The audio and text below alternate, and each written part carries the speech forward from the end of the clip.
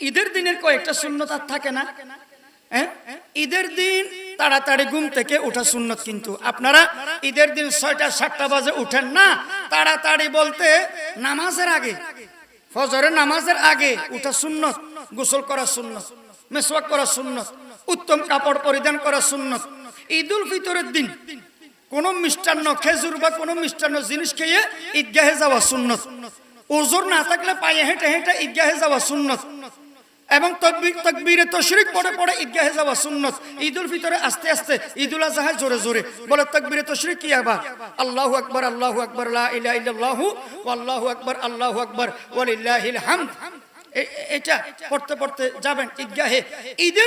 ঈদগাহে গিয়ে অথবা এই ঈদের নামাজের সময় ঘরে হোক ঈদগাহে হোক কোন রকমের নফল নামাজ পড়বেন না, নফল নামাজ পড়বেন না, এটা নিষেধ। এবং এই কবর জিয়ারত করবেন, কবর জিয়ারত করে সুন্নতে পড়ে না, তবে মুরব্বিদেরকে ভুলে গেলেও চলবে না, কবর জিয়ারত করবেন, এটা একটা ফজিলতের কাজ। সাধ্য অনুযায়ী দান সদকা করবেন, এটাও একটা ফজিলতের কাজ।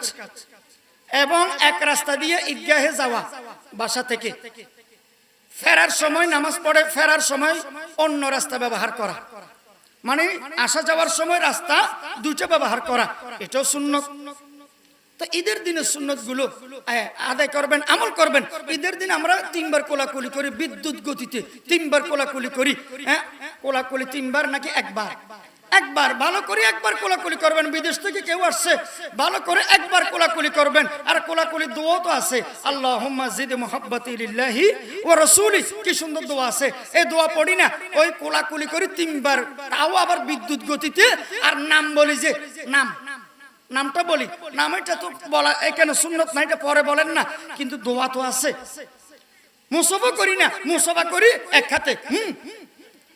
আর মুসাফা করার সময় নাম বলে। আচ্ছা বলেন, মুসাফা কি এক হাতে না 2 হাতে?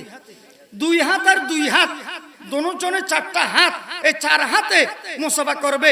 এবং একটা দোয়া আছে, ইয়াগফিরুল্লাহু লানা ওয়া লাকুম, এই দোয়াটা একটু একটু 2 হাত আর 2 হাত 4টা হাত জারবে।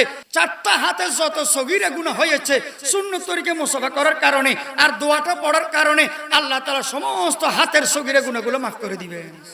আল্লাহ রাসূল সাল্লাল্লাহু আলাইহি ওয়াসাল্লামের সাথে কেউ যদি মুসাফা করতেন, ওই ব্যক্তি যতক্ষণ রাসূলের হাত ধরে থাকতেন, রাসূলও ততক্ষণ হাত ধরে রাখতেন। কেন?